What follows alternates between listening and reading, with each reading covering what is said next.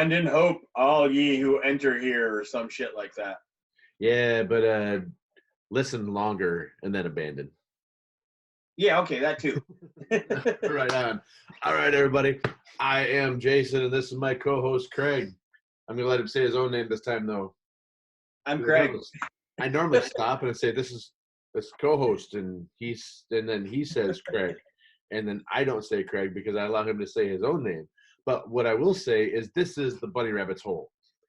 And what we do here at the Bunny Rabbit's Hole, if you've never been to one of our shows, if you've never seen our show, you don't care about our show, but you just drop by just to see what it's like, what we do is we think and talk about and research a single theme each week. And then when we talk about it, it inspires us to talk about other shit.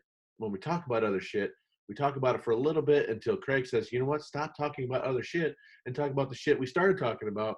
And then we get back making shit happen. Shit. Yes. Everyone likes shit. Right. And as Jason said, we pick a central topic and we research both sides, both for and against, not just what fits our narrative. But we also include our opinions because this is entertainment. And if you're easily offended, we don't fucking care. No, not at all. You know why? Because we do this for the few people that like it. Right. And we're hoping that there'll be more than just a few people. Yeah, that'd be nice. Yeah. So tell your friends. Tell your enemies. Wake your kids up. Make them listen. My chair's got a mind of its own. I just slid across the room. I really need to get to floor level. or it's another episode about ghosts. Could it be? No, I don't think so. No, so what are we going to talk about today? I believe we're going to talk about, let me see, maybe some improv?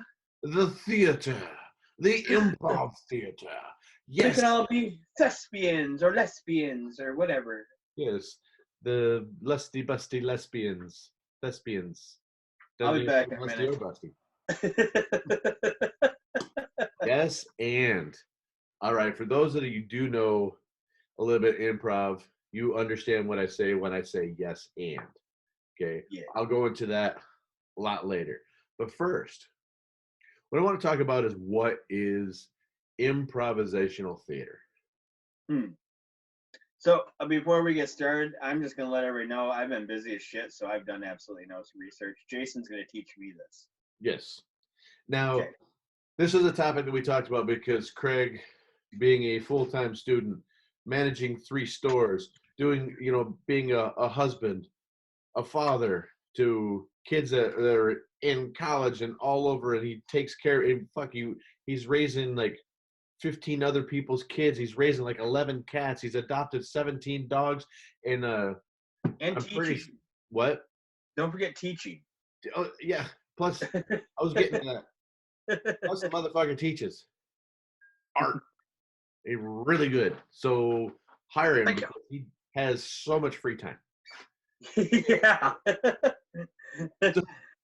So we decided to come up with a topic that was easily done by just one side this time, improv theater. Now, it's easy this time because I did improv theater, which I've talked about in the past. I did this for about 10 years in and around Portland.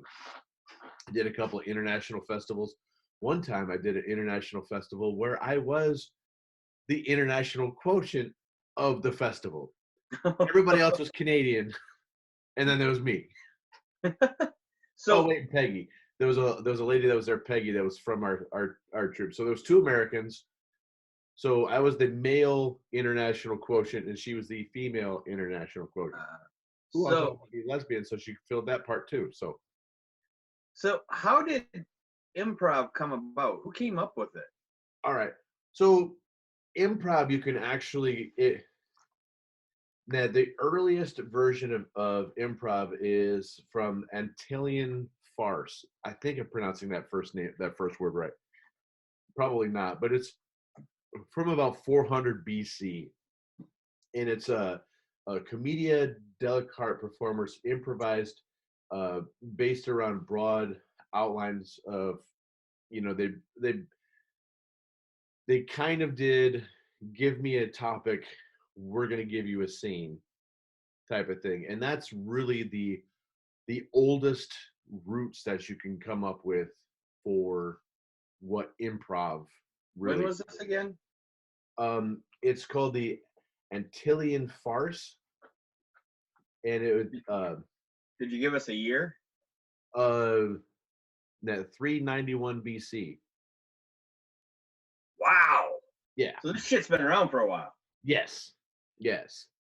Now, what they did back then and what we know as improv today are probably two wildly different things. As you know, music. If you think of like music back then, what they didn't have stringed instruments yet. There a lot of percussion. So music back then to what we call music today, completely different things. So the theater back then, improv wise, was a lot different. I'm pretty sure what a lot of that was when they're farcing stuff, they were making fun of the scripted shit that you see everywhere else. So this was Right. more like the Saturday Night Live sketches of the works of the time period. Right. Basically, like Saturday Night Live doing Shakespeare. Yeah, it pretty much. But now there was a lot of other acting theory and stuff that go along with modern that created the roots of modern improvisation. There was Jacques Coupeau and Constant Stanislavski. I'm not pronouncing his name right. I'm going to try because he's a Russian guy.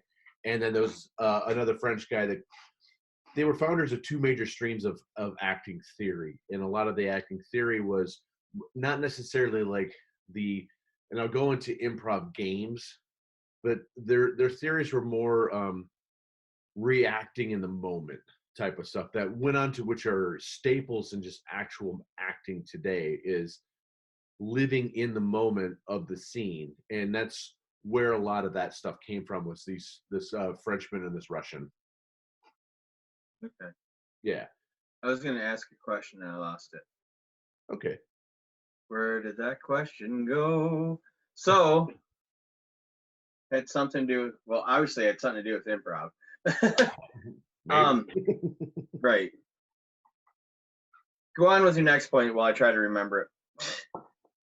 Okay, so I'm not going to go too much more into that deep history because, to be honest, I'm not a scholar. I haven't really researched all that much about all that. I'm not a true master of the craft. So basically, what you're trying to say is you don't want to bore the shit out of everybody. Exactly. What I want to do is I want to get closer to the modern day. So I'm going to ask a question. So improv, I know a lot of improv is done on stage, but can it be done just with vocals? Oh, absolutely. Absolutely. And so here's a good way to kick off modern improv. Okay, when I say modern, it's just the idea that you know of today. Now, there are two different major branches of improv. There's short form, which is what most people know and understand. If you may have heard of theater sports or comedy sports, or even watched shows like Whose Line Is It Anyway, where you play it, it's like, give us a topic, and then they play a little game about it, and then they go on to the next thing, and then they get another topic. Right. And then they play another little game, and then those are their scenes. Okay, that's what's called short form, where your set is broke up into different segments or games. Now, long form, which was the style that I mainly did, which is you get one suggestion, and then your ensemble creates like a whole one act play based around that subject or that suggestion. Okay. Now that's long form. And to me that was a lot more rewarding, but there's a lot of fun in doing games because there's a lot of quick laughs. Right. Long form is something that you have to build up, and that's where you really start seeing repetition and callbacks, and I'll go into the rule of three in a minute, and you get a lot more of that stuff into that. So I apologize right now because I'm gonna ask a lot of questions. It's probably gonna jump you all around where you. That's all right. That's why I actually have notes. Right. So, in your experience with improv, I'm sure you've done it with large groups and with small groups. Mm-hmm. Is it easier doing it with a smaller group than it is with a larger group? So, it really depends, and this is going to be kind of a bullshit answer, because you can have an ensemble of like 4 people, and actually, okay, I'll put it into okay. The bullshit answer is it really depends on the players. Right. And how receptive they are to their other players. Now, I've seen ensemble casts and been in ensemble casts where we've had 12 to 15 people in the wings waiting to come out to do stuff. And it was so chaotic, it was so bullshit that the show sucked and I felt sorry for the audience. Right. Now, I've witnessed a, a just a 3-member ensemble that was fucking brilliant. Now, the ensemble was 2 guys. I don't remember their names, but then the other one was she was only 19 at the time. But if you've ever seen the show Orphan Black, Yeah. the girl that plays the clone Okay. over and over and over, she was the young lady in this ensemble of these 3, and phenomenal. They were spot on, hilarious. It was brilliant from the beginning to the end. And then I've watched I've seen, I don't want to throw them under the bus, but I saw a late night performance at Seattle's underground theater, and it was bad. So, do you think that now, as we know, with creatives, ego gets in the way? Yes.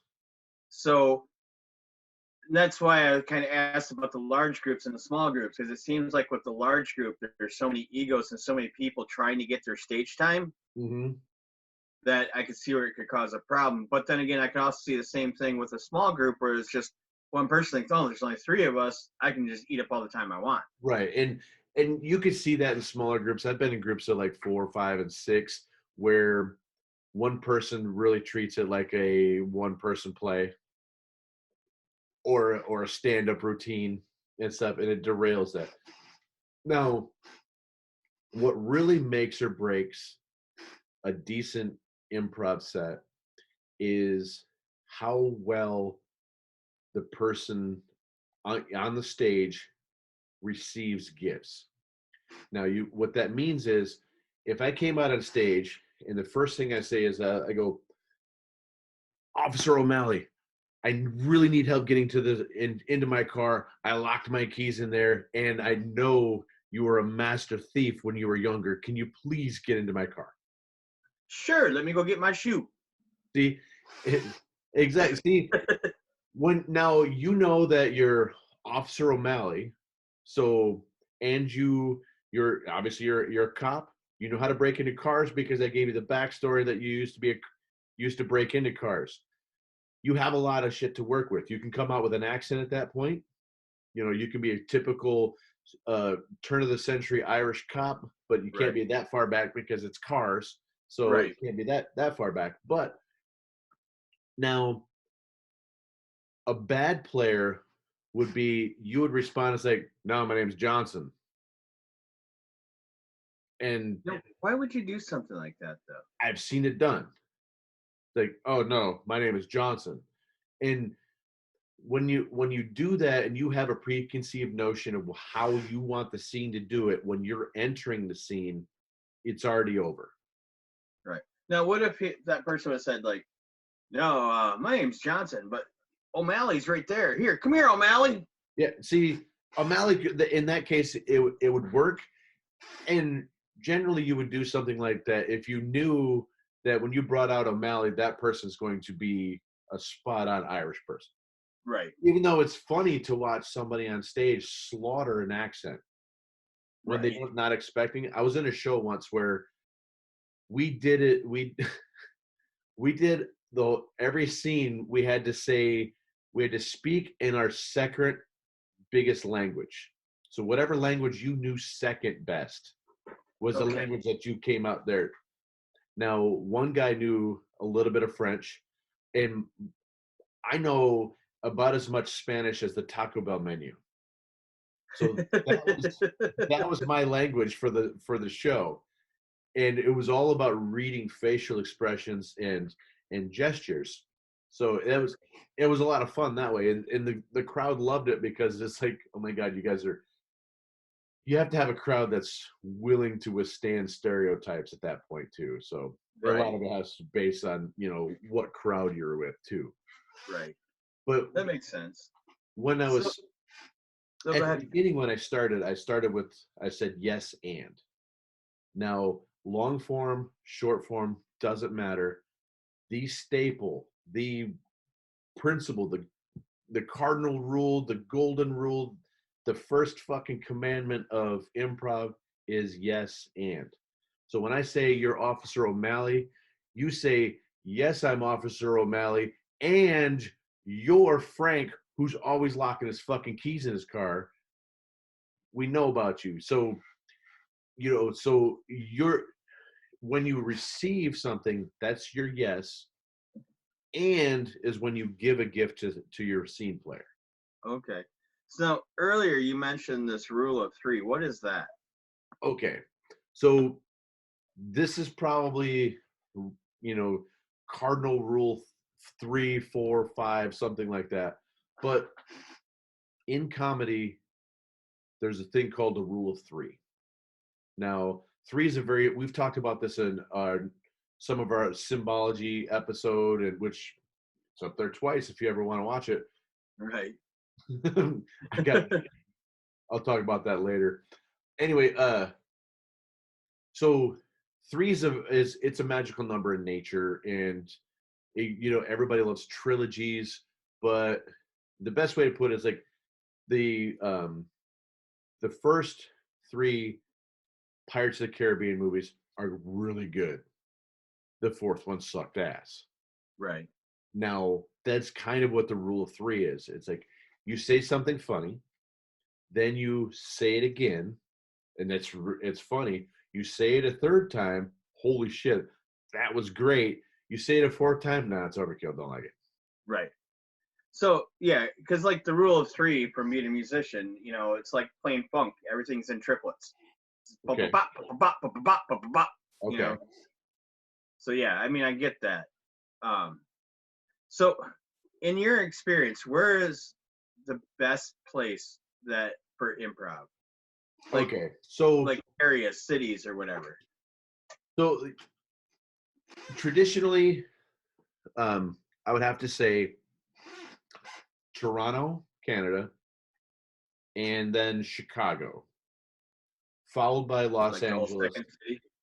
Yes, and that's mainly because second city Toronto, second city Chicago. Right. Now, if you don't know anything about the second city, the entire first cast of Saturday Night Live was second city troupe members. Right. They pulled all of them minus Bill Murray for the first season of Saturday Night Live. Then they swapped Chevy Chase for Bill Murray in the second season going forward. But they were all second city cast members.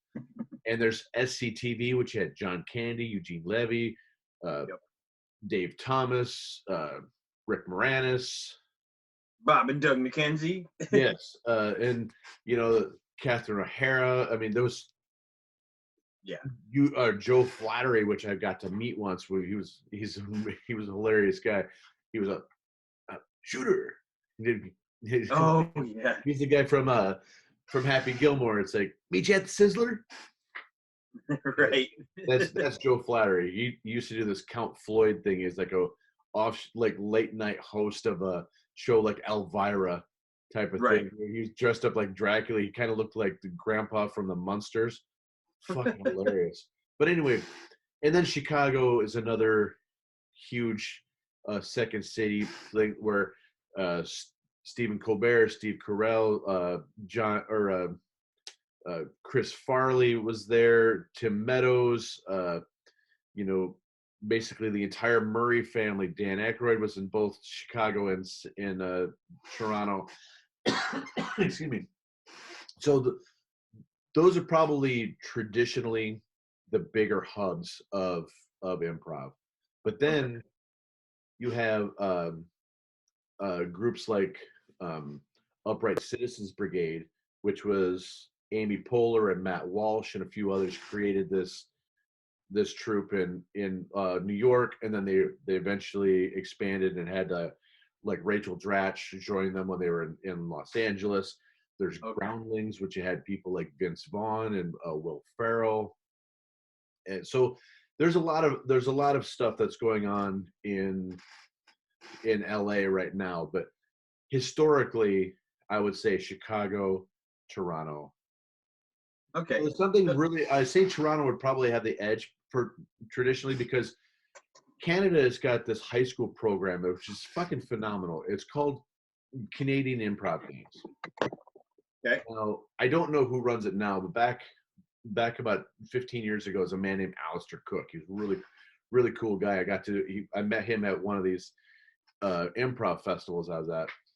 But he ran this thing in where it was almost like an after school program, where kids could get into acting. They get into they got into improv, and they got to travel around. It was like a forensics meet for high schoolers, but it was just all improv. So these kids that got to learn it, got to get good at it. So there was the festival that I was at, but then there was all-day workshops, and a lot of the all-day workshops had kids that were 18, 19, and 20 in it. And here I was, I was like 30, 31, something like that at the time. And I'm like, wow, there's a lot of young kids here that are really talented. Well, they've been doing it since, they've been doing it longer than I had, because they started when they were like 11. Right. In the Canadian Improv Games. So I got another question for you. Yeah. So usually improv troupes are more than one person, but are there cases where it's just one person, maybe using the crowd to break the fourth wall and have them give them suggestions? There's a guy named he was a director at Second City, and then he went on to do Annoyance Theater, but he had a one-man improv show now, and his name is Mick Napier. He had a one-man improv show. I got to see that. It was just like that. It was really brilliant. There was segments of it that were scripted, but then he would pull out an audience member, and it's like and then they'd have to say whatever was on their mind, and then he'd do monologues and like weather reports and shit like that, based off of whatever bullshit came out of this audience member's head at the time. And then he'd send them back, and then he would do another little scripted bit, and then he would do other shit with them. So like basically he'd call up the audience member say, "Pterodactyl ate my soup." Yeah. And then he would do like a full-on like newscast weather report about how it would be a nice day today, except for the fucking pterodactyls coming out, so you might want to then he would go into whatever. Right. The changing climate has limited their food source, so now they're destined to steal your soup. Exactly. Well, you don't believe in climate change, but maybe you'll believe in tyrannosauruses. Right. And pterodactyls. Right. Well, that's really kind of. So you said something about games. Why don't you explain these games? I mean, you talked a little about a bit with whose line is it anyway, but there's got to be more games than that. Oh yes. So the games are, so a lot of the staples, a lot of the traditional games are done on Whose Line Is It Anyway. Now they do a lot more where you get an accompanying musician, so they would do hoedowns where you get a suggestion, and then everybody had to sing a hoedown based on that.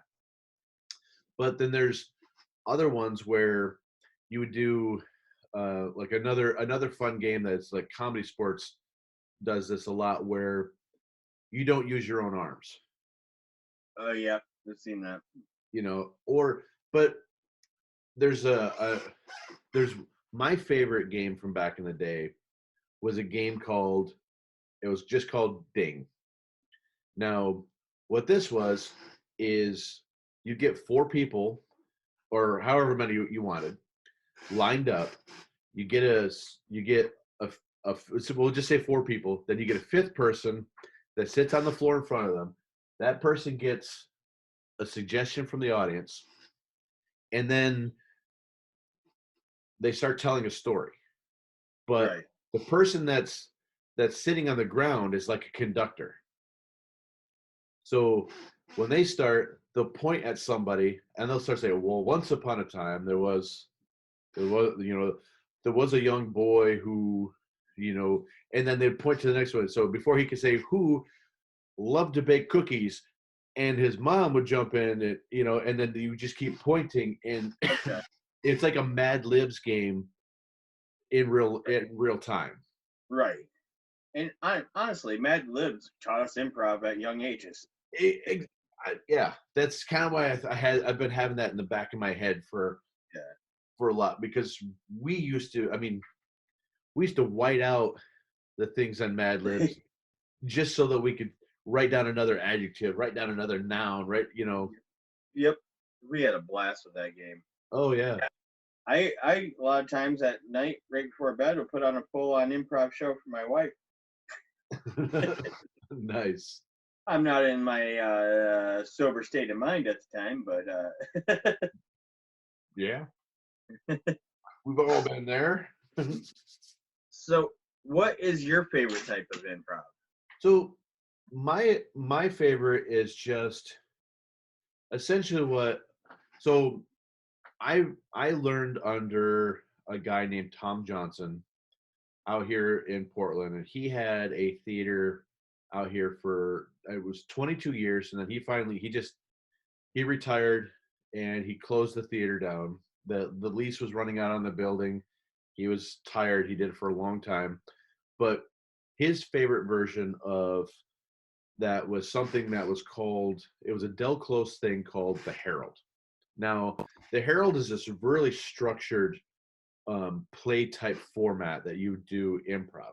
Now, Tom had his own version of the Herald where it was a lot more freeform, but it was a themed version of the Herald. So you go in, and what we did was like we'd have like for instance, we had a show that was called Service.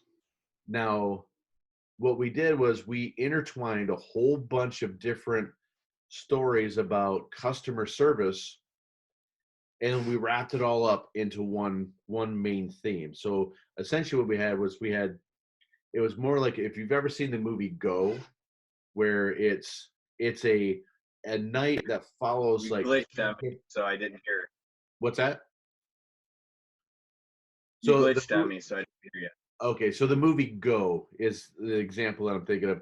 It's a story, it's a film that all happens in one night from a whole bunch of people's different perspectives. Oh, okay. So Kind it of like pieces the traffic. whole evening together.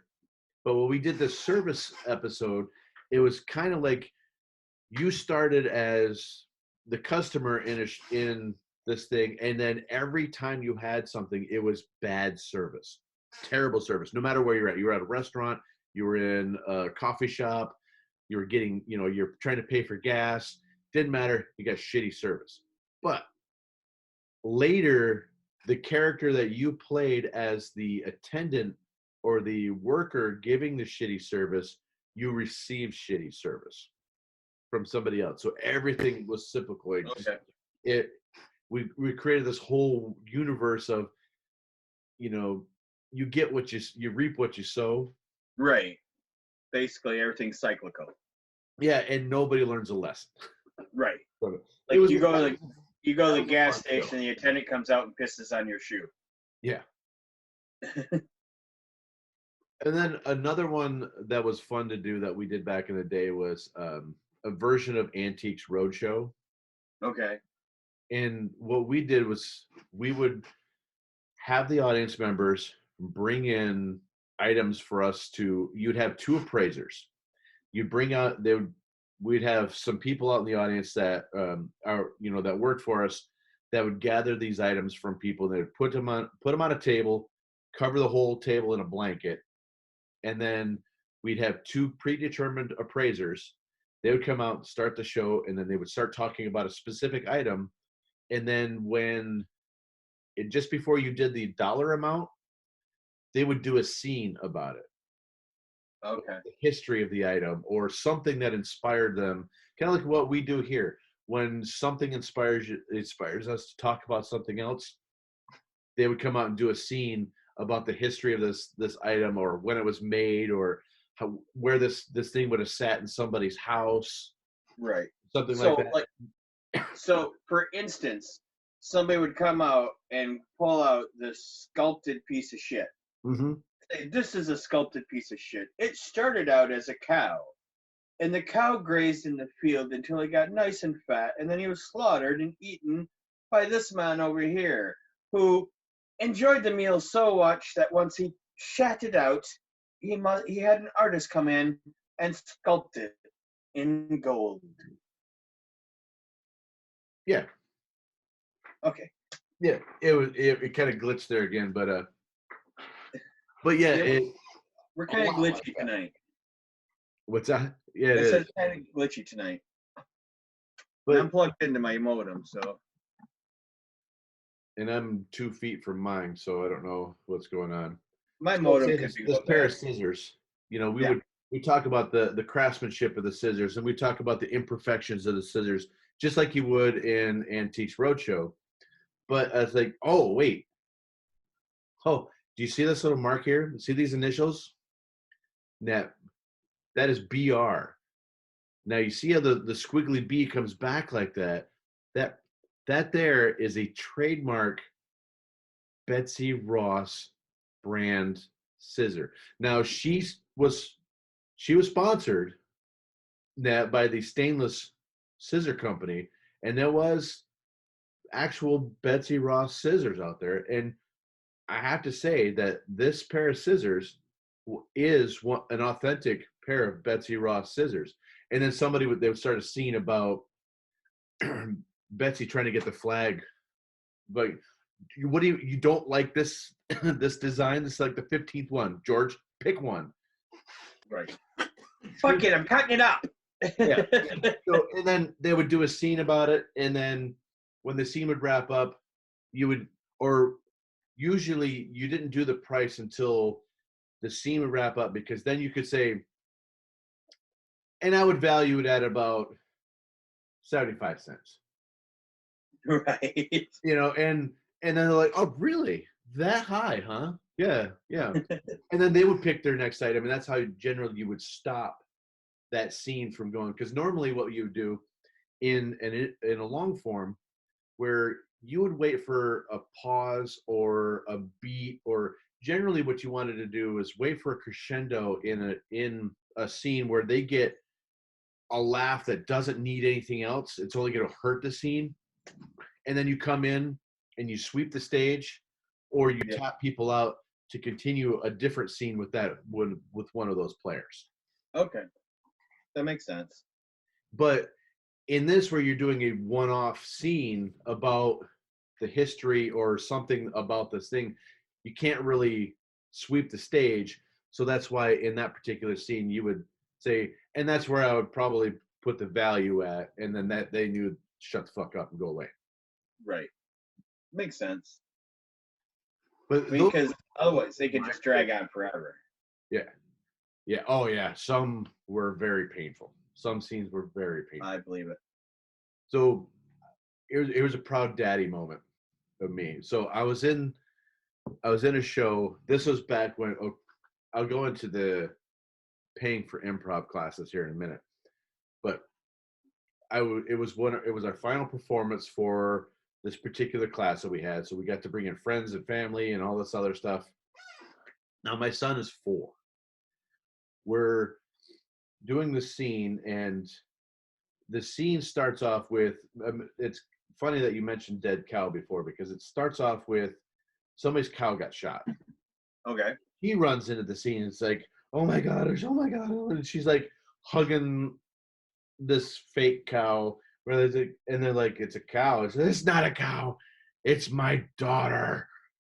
And then from there, she started. It went from her saying the daughter to, for some reason, repeating the word cunt. And I don't know why. She just started doing that. And everybody in the crowd and everybody on stage is like, all right, where's this crazy bitch going with this? And then Right. finally there was a pause, and everybody in the room was just stunned silent. And my son went, at 4 years old, that's not funny. Whole room erupts. Everybody on stage except for her, everybody in the audience. So that was a proud daddy moment that my son got the biggest laugh that year. She was probably that thinking she was some sort of poet with a cause. Yes, she was this avant-garde, weird, bohemian, keep Hipster. Portland weird, even though she didn't live in Portland. So she's basically a hipster. Yeah. Hipster poser. Yeah. The irony to that is now I no longer see millennial hipsters, but I see hipsters that are like 40. Yeah. And I'm like, I don't see any young hipsters anymore. Why are you doing it? Right. Right. Because you're only like 7 years younger than me, and I know damn well that you're too old to be a hipster. Exactly. Exactly. People are strange. And stupid. Yes. Okay, so it kind of went through what the difference between the two different styles are, everything. Now I want to get to the meat and taters of, do you want to do improv? Okay. So this is how it works for every theater in America. Okay. If you want to make it on a main stage and you have no background in it, you won't get there unless you take classes. Right. Okay. So the classes are, 6 weeks, 8 weeks, 10 weeks. It depends on the place that you go, but you start off at the basic, then you go to intermediate, then you go to your next level of intermediate, then, and it's going to be this whole long series of different classes that you're going to have to take to learn this. And then you'll get shows at the end of these that your friends and family will get to come to, and you get to perform for people, and it's fun. You get to you get to meet a lot of friends and everything, but expect to pay thousands of dollars over the course of a couple of years before you get to make your debut with the cast. Okay, that's how these theaters operate. Because when you do make the cast, there's always this rule that if there's more people on stage than there are in the audience, you don't do a show. And that happened quite a few times in my career. I'd be the one-man show and be more than the audience. Yeah, there were times where I brought in, 3 or 4 people, but we had 7 people on stage, and that's the entire crowd. I'm like, I brought everybody. Don't make me go out there and tell them that we're not having a show. Right. They'd go out there and give their money back, but it's like, really, they came this whole fucking way. We're not going to do anything. Let me perform. I'll do something. Right. But that's the seedy underworld of improv. Is you will pay thousands of dollars to take classes. Can't you just learn this shit online? Yeah, you can. For free? You can. And so if you want to learn this stuff and you don't want to spend all that time, and you just want to know, you just want to add it to your repertoire as an actor, what you need to do is go out and buy Impro. It's a book by was it Johnson that wrote that? Yes. You want me to look it up? No, I've got it here somewhere. It's in my notes. So what you need to do is you need to look up Keith Johnstone, who he's the one who wrote the book Impro, which is um, it's the Bible of improv. Okay, Okay. it breaks down it breaks down everything from being to combating a bad scene partner to simple games to warm-up exercises, and it breaks down the psychology of the rule of three and uh, creating dynamics of one of the things that as a scene you want to make everything relatable to the audience that you're in. Right. Now, I performed in front of a Catholic church hired us to come and perform for them one time. They had 250 people in front of us, and right before we went on stage, Tom Johnson pointed to me and said, "No fucking Satan jokes tonight." He was joking, but he knew that I would have had the potential. Of the cast members there, I had the potential of taking it to a place that they didn't want it. Right. So, but it was, which I'm glad he did that because it loosened me up. Because I'm like, oh my god, how the fuck do you do this in front of a bunch of religious types? Right. Why the fuck would they hire us? So, why they hire the Brody Theater and not Comedy Sports? Because Comedy Sports is a family friendly thing. They do short form games, and that's kind of what they probably wanted anyway. Right. And so, who's it? I can't remember his name. Her name is Betsy, but I can't remember his name. It doesn't fucking matter. For some reason, Comedy Sports didn't have a show this one night, and so their cast decided to come over and see our show instead. So afterwards, we were hanging out with them. We'd all go to this bar that was right down the street from the theater. After that, I was talking with Betsy because she and I took classes when I was first starting doing classes. She was taking classes to help her skill set for over there, and the other guy who ran Comedy Sports for Portland comes over and he goes, "Jason, that was a great set." I go, "Hey, thanks, man. That's thanks." And he goes, "But you'll never fucking see my stage ever." Like, I thought you were family friendly. It's like, that's why you won't see my stage. So one of the things that they always did was if you swear on stage, you have to sit in the corner with a paper bag over your head for 5 minutes. Mm. So you get punished for swearing there. So I just would have been in a paper bag the whole time. Right. I probably would have been too. But swearing is one of those things. So there's a young improviser will always hit this little thing where a scene's not going great. You're not getting the huge laughs that you think that you deserve. And then something will spark. You'll get this little thing in the back of your head and you're like, I'm going to do it. I'm going to do it. I'm going to be that guy. I'm going to be that person. And then you go, fuck. And you get a laugh. And oh my God, you're addicted. Now you're fuck addicted. Right. And now you're the person that's out there that'll just say that because it's always a guaranteed laugh, but generally it derails the scene. Yeah. And so you usually get away with it one time, and then your cast members, if they're experienced enough, will slap the shit out of you in the wings and like, don't do that again. Right.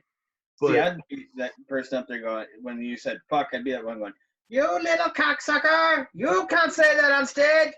see, now that would have been great if you came out right after that, like as conscience. Yeah. And so, but the reason that I was told that I would never see the Comedy Sports thing was it was that service show that I was telling you about, and I was a barista at a coffee shop, and cast member come up, and we're talking about the weather and the bus lines and how shitty transportation is in this town. It's like, goddamn, I wish the bus or the bike lanes were clearly marked so we wouldn't get run over. But as we're talking, just having this normal conversation, I turned around and simulated I was jacking off into his cup. So instead of putting whipped cream in his coffee drink, I'm beating off into his coffee drink the whole time. We're just having a whole conversation, and I put the lid on and put it on there. It's like, oh yeah, it's a 521, and he pretends to pay me. He's like, oh, I'll see you later. And then as he's walking out, he cracks the lid and dumps it over his head and walks out the door, which took it to a whole nother level. But that's why he said I would never see his stage. It wasn't anything I said, it was the actions that I did. I see. How did the church crowd react to that? Oh, I didn't do any of that stuff there. Okay. Yeah. No, I was the one that would play characters that most people wouldn't want to play. Right. Like one of my favorite characters that I played, and this is, I have to say this as caveat because it was because the character was so wrong, it was so fun to play. And what I did was I started off and I went and I pretended like I was knocking on a door, and that they come to the door and it's like, oh hey, hey, I'm moving in across the street. I just wanted to let you know that there's probably going to be a bunch of construction going on in my backyard. Got a big play area there, but once again, my name is, I forgot what I said my name was, but I'm just here to introduce myself because I have to.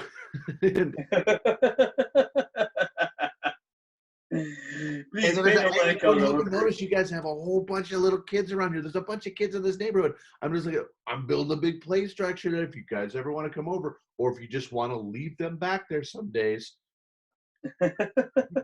So the character was so wrong, but it was so much fun to play like that. And then the two that played the couple on stage played the naive parent perfect in the whole thing. So then finally like, hey boys, do you want to go over to the neighbor's house? So those are the fun type of characters to play, that you could take something to a really dark place without actually doing the dark place. Right. Yeah, see, whenever I was casting plays, I was always given that character that nobody else wanted to play. Like I did Charlie's Aunt, where I had to start out as a guy, dress up as a woman, then end the play as a guy, and while flirting with the girl that I had a crush on, while some guy was trying to chase me down and stuff.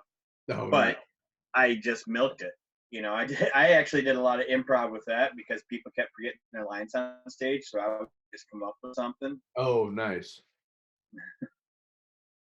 Nice.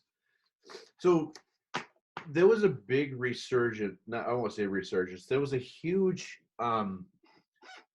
push about 10, 15 years ago in improv in the world that we live in today. Now, what I mean by that was there was what we called the improv movies. Now, the improv movies were Best in Show, Waiting for Guffman, For Your Consideration, and there was a whole bunch of movies with like people that they're all directed by Christopher Guest. Mm-hmm. They had Michael McKean in them, and Jane Lynch, John Michael, Catherine O'Hara was in them. Eugene Levy was in them. Stifler's mom. Yep. Beverly D'Angelo. So those movies they had a framework. They came up with a character. They had a framework for where the movie was going to go, but then everything else in between was ad-libbed. And those movies are phenomenal. They're hilarious. It helps when you have a genius like Christopher Guest running the show, and then genius players like Catherine O'Hara and Eugene Levy. Right. There, there was in Michael McKean obviously is fucking phenomenal, but and I've glorified and praised these people so long that and Fred Willard is one of the funniest human beings that's ever walked this earth, but he's in all those movies too. So there was this big resurgence in the popularity of that style of movie there, Right. because in one of the best comedies of all time, in my opinion, is Spinal Tap, which has a lot of those same people in it, but it was directed by Rob Reiner, Right. about this mythical metal band that comes to America and then everything goes to shit. But it's Right. once again that's another mockumentary movie that's completely improvised. So there's a lot of great examples of shit out there that you can watch that's improvised. But I will say this though, and a lot of improvisers may slap me for this, but long form improvisation is one of those things that's much better if you're watching it in person. Okay. Yeah. Why is that? It's like seeing a concert live, or it's like baseball. It's so much better to be at the ballpark than watching that shit on TV. Okay. Makes sense. But short form, on the other hand, games, because our attention span is a lot lower as a society, that shit works great on TV. And that's why that Whose Line Is It Anyway was so popular forever. I mean, it was on TV in England for like 12 years before they gave Drew Carey the hosting job and brought it to America with basically the same fucking cast of Ryan Stiles and Colin Mockery, and Richard Ranch on the piano. Yeah. So, what was your favorite improv performance that you've done? That I did? Yeah. So we did the show where, and this was early in my improv career, where a whole bunch of the main cast went to an improv festival in Germany, and myself and a couple others with the advanced class. It's like Tom called me up and said, "Hey, I want you to do a show. Do whatever you want, but just, as long as there's enough people there, do a show." So you get the advanced class, and then he gave me a couple other people that were pretty, that had been around the block for a while. Right. So what we did was we did what we called love hate. The first half of the show was all about negativity, anger, breaking up with people, stubbing your toe, your dog shits on your brand new rug, that type of stuff. Okay. Right. And then the second act was all about love. It was all positivity. And that show just worked for some reason that night, because we had a near packed house for a show that was just a throwaway show anyway for the theater. They just do something. Right. And we just went out there and just had a good time, just played around with people. Some of them was their first time on stage in front of a crowd that big.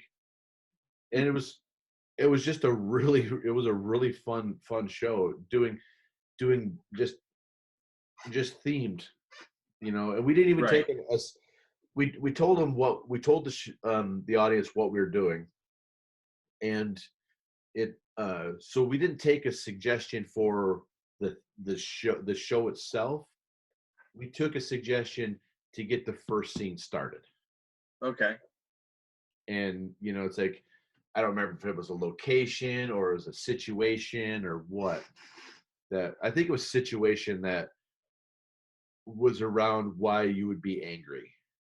Okay. And that's how the first one kicked off. Okay. So along that same lines, what was your worst experience? Basically, a show that just fell to shit. Oh, I had a couple of those. The worst one that I think I'd ever been a part of was it was the I think it was this third time that I did. I was actually the host, the appraiser of um the Antiques Roadshow there, and the first time I did it was with Tom Johnson, the theater owner, and it was great. I mean, every he and I were actually wondering, it's like, did you bring in that item because you seem to know a lot about it, type of Right, shit.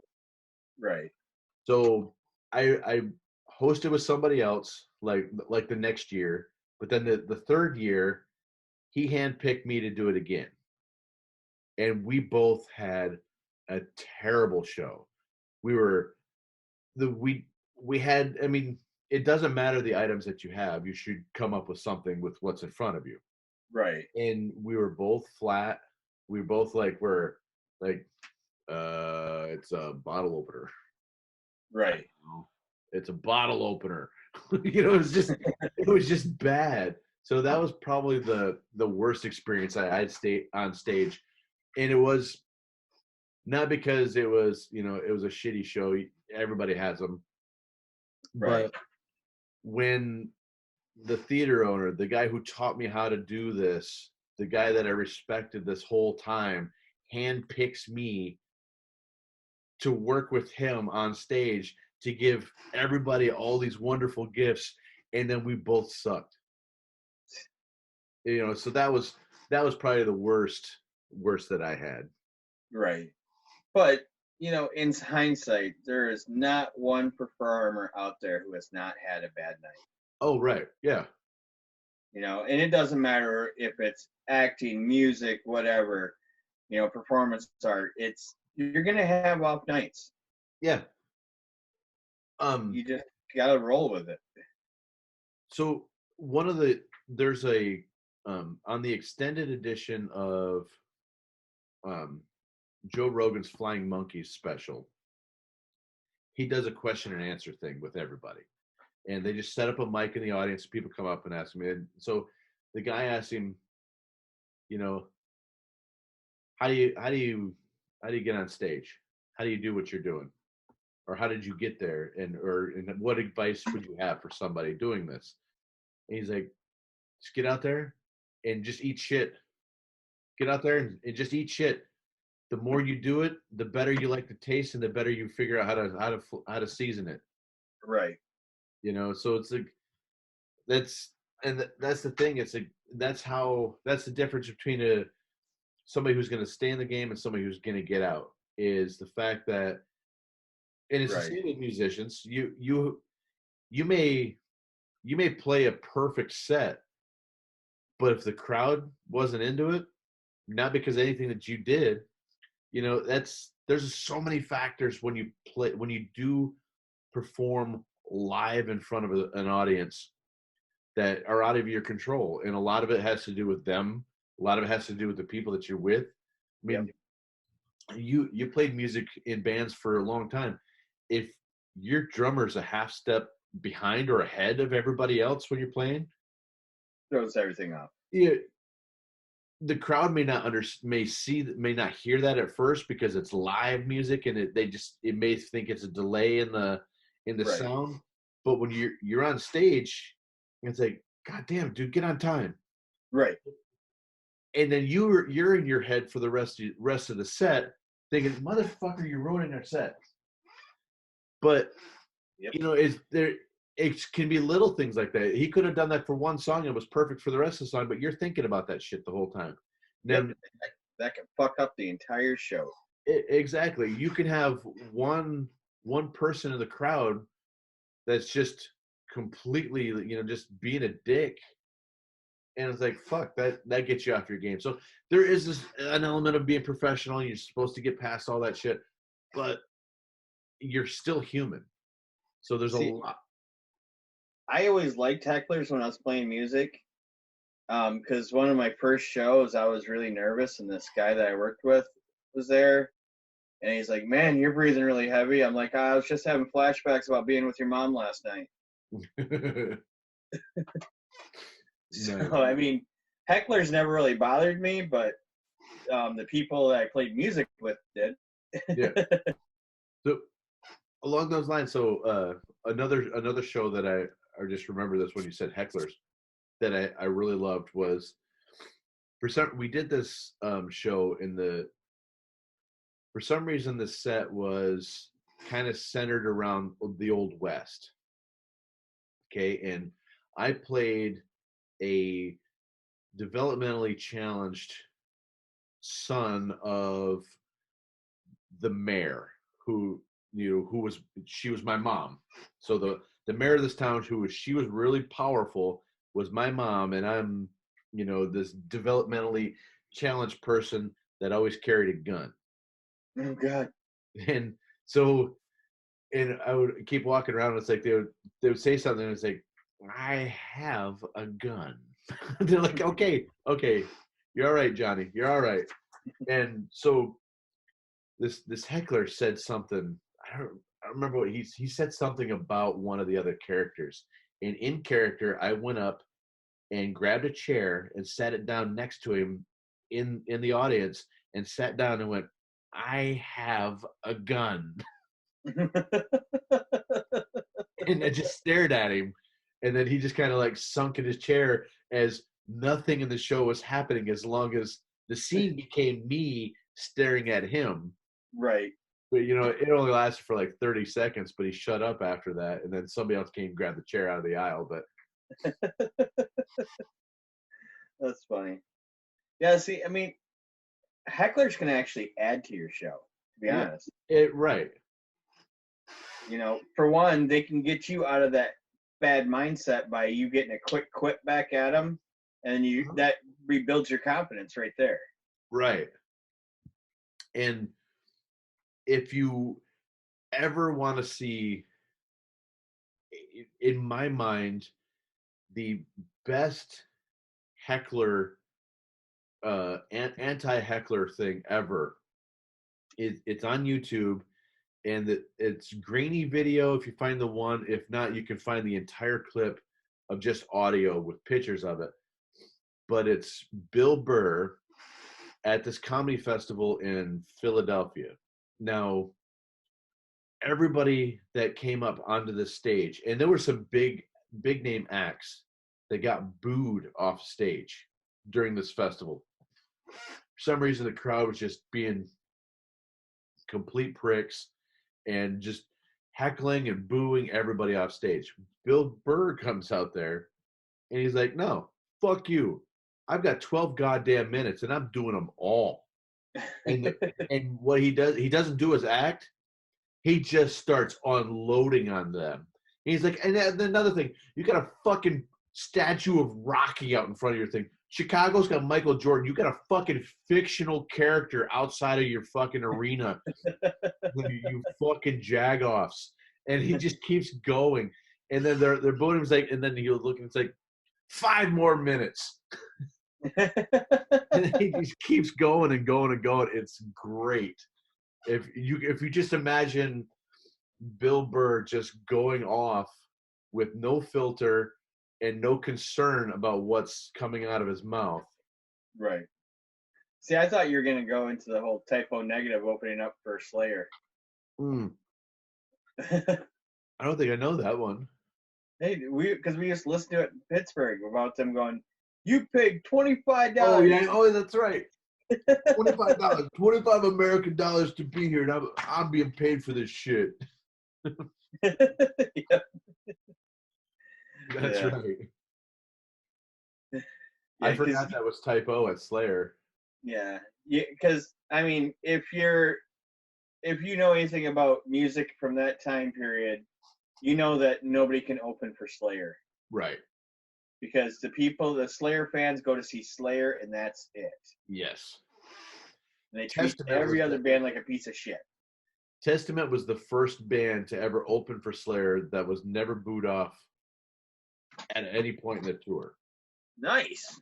Yeah. And Testament was good though. I don't know, this is away from improv, but there's an improv part in this story. I saw them, they came through Michigan and they played the Capitol Theater in Flint. Mm-hmm. Now, if anybody knows anything about Flint, besides the water crisis, is Flint is not a less than violent town. Right. Okay. It used to be the murder capital of the world. Yes, it was, until Miami took its title. And right. If you have the Colombian drug lords calling the shots, and that's the only reason you lose your title, that's saying something. But anyway, right. So the Capitol Theater at one time was in a decent part of Flint, but those days are long gone, and that was not a good place to be. Now it's like January in Michigan, in Flint. It's like 4 degrees outside. We're waiting in line for like 45 minutes for them to open the fucking doors, and we're sitting there, and there's this guy behind us, and he's like 6'8", huge, hulking person, right? And he's talking about the taste of different types of flesh. And when I say flesh, I'm talking about parts of human body. Right. Okay. And he's talking about this, and like he's talking about, somebody mentions this band, and it was like, oh, those motherfuckers, they're so fucking pussy. I'm like, I bet I like Testament. Right. Here I'm like 16, 17 years old, something like that. Well, out of nowhere, this big white van pulls up to the sidewalk that's next to us.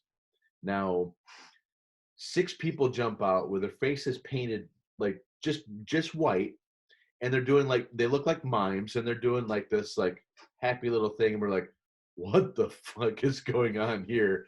We're like, okay. You look at the van, and there's just like some Christian church name on the side of the door. I'm not going to say their name, but one more person jumps out near the end of their little happy thing, and they're like, oh. And this one's got his face painted red, and he goes, I'm the devil. Well, no, Gargantuan, the 6'8" motherfucker behind us that's talking about eating humans, walks up to goes, no, I'm the devil.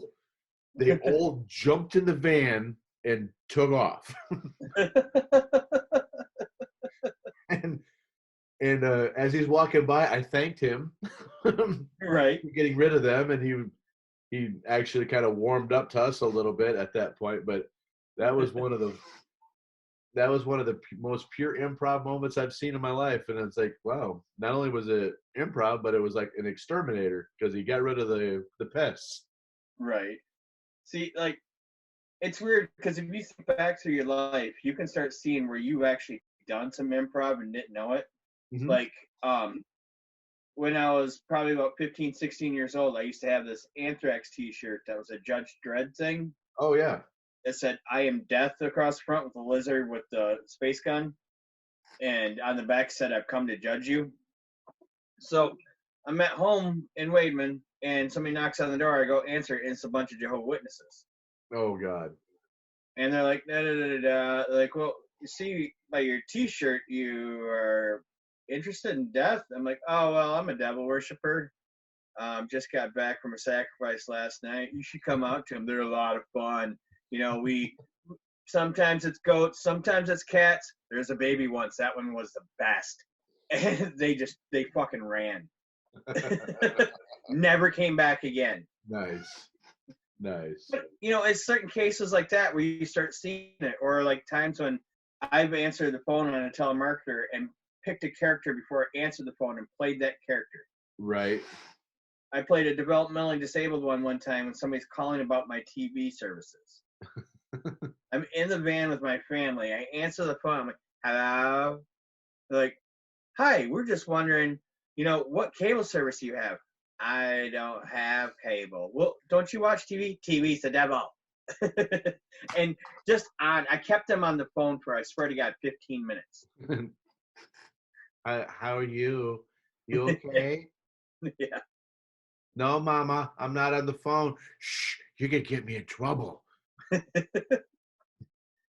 it's situations like that where you look back at your life and go, "Wow, I have done quite a bit of improv."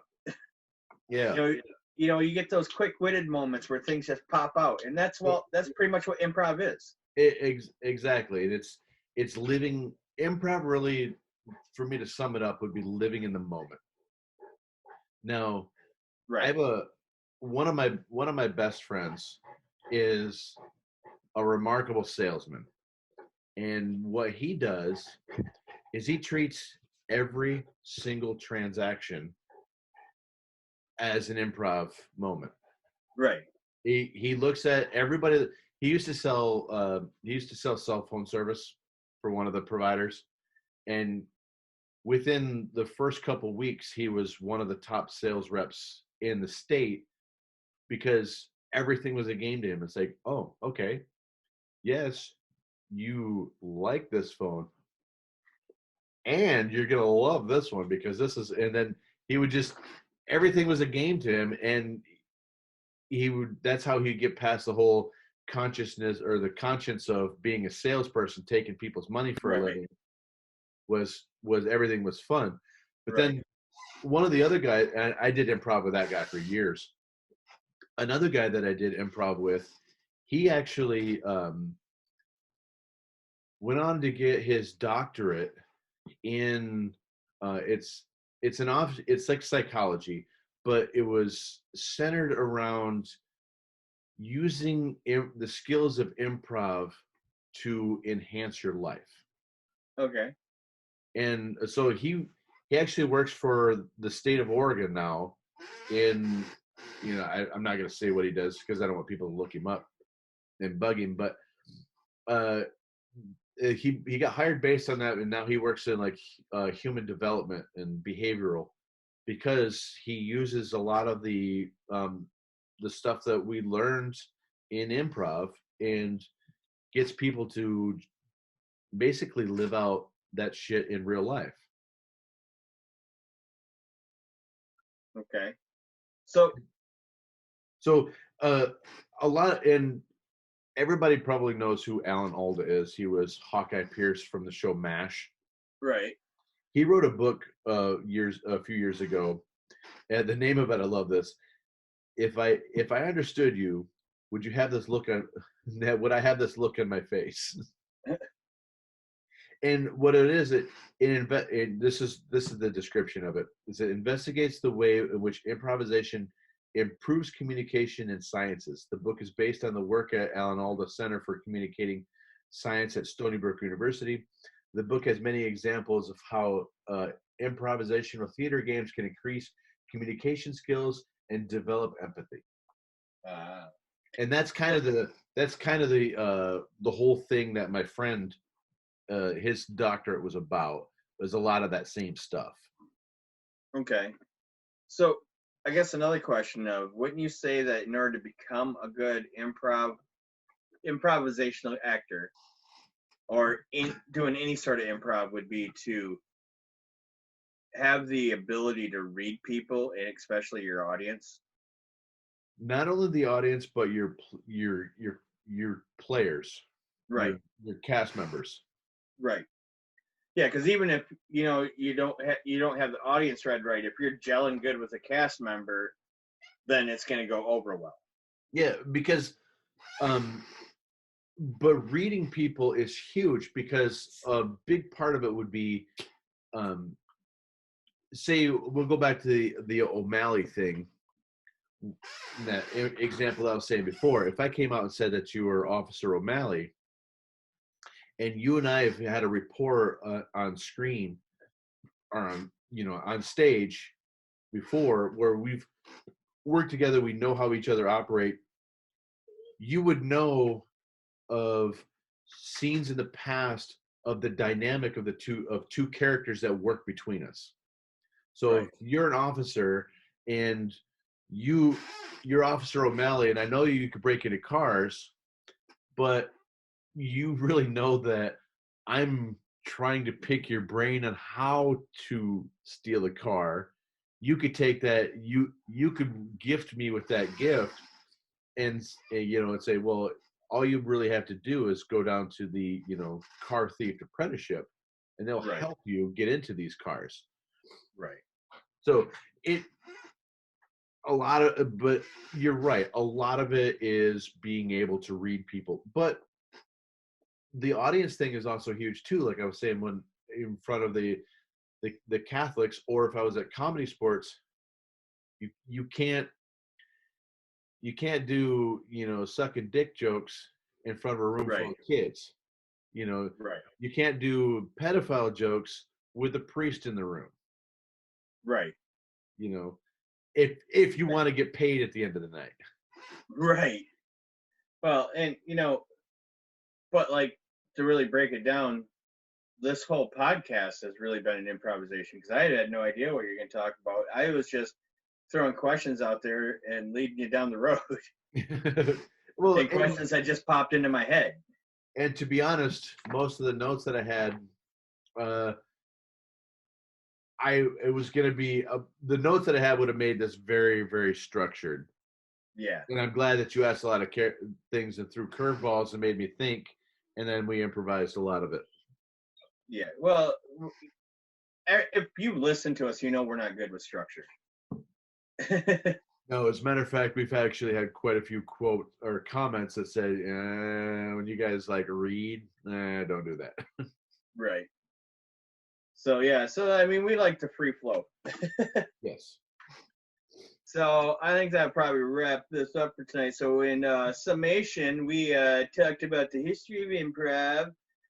Jason taught us all about improv, the games, how to get into it, and all that good shit. And how much money you can spend if you want to do it yourself. Right? Yeah. Go. See? So, give us a like, give us a subscribe, give us a fuck you, whatever. Leave us a comment. Tell us either we're full of shit or you really enjoyed it, one or the other. We don't care. We don't care. We just want to hear it. We want to talk to you people. Exactly. So I'm going to say it. Insert tagline here. Peace out. Love you guys.